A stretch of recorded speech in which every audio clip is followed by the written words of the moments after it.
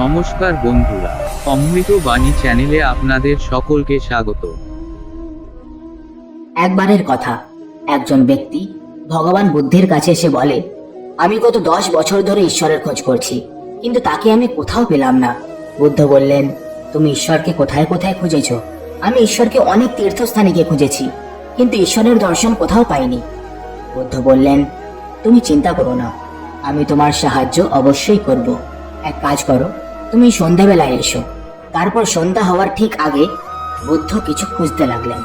ওনার কিছু শিষ্য জিজ্ঞেস করলো যে, গুরুদেব আপনি কি খুঁজছেন? বুদ্ধ বললেন, আমার একটা দামি মুক্তো হারিয়ে গেছে। এটা শোনা মাত্রই শিষ্যরা মুক্তো খুঁজতে শুরু করে দিল। আর ততক্ষণে সেই লোকটা ওখানে চলে আসে আর জিজ্ঞেস করে, গুরুদেব আপনি কি খুঁজছেন? এবার বুদ্ধ বললেন, আমার একটা দামি মুক্তো হারিয়ে গেছে। সেই লোকটা পুরো নিষ্ঠার সঙ্গে মুক্তো খুঁজতে লাগলো। খুঁজতে খুঁজতে রাত হয়ে যায়, কিন্তু সে মুক্তো আর পাওয়া গেল না। তারপর ওই লোকটা বুদ্ধকে জিজ্ঞেস করলো, গুরুদেব আপনি মনে করুন, ওই মুক্তোটা শেষবার আপনি কোথায় দেখেছিলেন? বুদ্ধ ভেবে বললেন, শেষবার আমার কুটিরের ভেতরে দেখেছিলাম। এটা শুনে ওই লোকটা রেগে গেল আর বলল, আপনার মাথায় কি একটু বুদ্ধি নেই? যদি মুক্তোটা কুটিরের ভেতরে দেখেছিলেন, তাহলে কুটিরের ভেতরেই পাবেন তো নাকি? বাইরে খুঁজলে কেনই বা পাবেন? আপনারা সবাই অযথা এদিকে ওদিকে খুঁজে চলেছেন, আর আমাকেও নিজেদের সাথে খুঁজিয়ে চলেছেন। আপনি নিজের সময় তো নষ্ট করছেনই, আর অন্যদেরও সময় নষ্ট করছেন। তারপর মহাত্মা বুদ্ধ ওই লোকটার দিকে তাকিয়ে হাসতে লাগলেন। এটা দেখে লোকটা বলল, আপনি এভাবে হাসছেন কেন? আমি কিছু বুঝলাম না। মহাত্মা বুদ্ধ বললেন, আমি তোমাকে এটাই তো বোঝাতে চেয়েছিলাম যে ঈশ্বরকে এতদিন ধরে কিছু না ভেবে এদিকে ওদিকে খুঁজে চলেছ। তুমি তাকে কখনো তোমার ভেতরের কুটিরে খুঁজেই দেখোনি। ঈশ্বরকে খুঁজলে পাওয়া যায় না, তার জন্য মন আর শরীর পবিত্র হওয়া চাই, তবে ঈশ্বরের দর্শন পাওয়া যায়। যদি তুমি ঈশ্বরের সত্যিই দর্শন পেতে চাও, তাহলে এদিকে ওদিকে না ঘুরে নিজের অন্তর আত্মার প্রতি ধ্যান লাগাও। ঈশ্বরকে তুমি সেখানেই পাবে।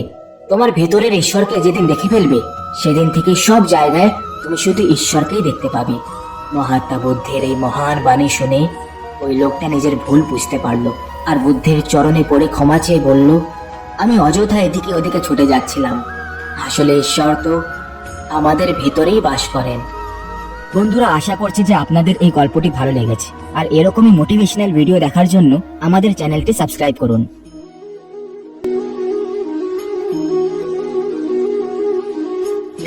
এই সংসারে আপনার সব থেকে বড় বন্ধু কে? কেউ বলবেন ছোটবেলার বন্ধুরা, কেউ বলবেন মাতা পিতা, কেউ বলবেন ঈশ্বর। এবারে বলুন যে এই সংসারে আপনার সব থেকে বড় শত্রু কে?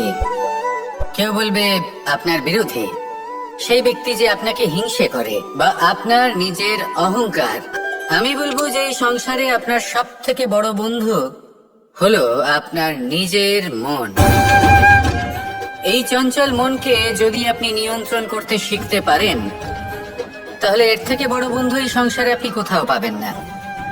সেখানেই যদি এই মন আপনাকে বশ করে ফেলে, তাহলে সংসারে এর থেকে বড় শত্রু আপনি কোথাও পাবেন না। প্রথমে এই মনকে নিয়ন্ত্রণ করতে শিখে যান, আর তখন এই মন প্রসন্ন হয়ে বলবে, রাধা রাধা।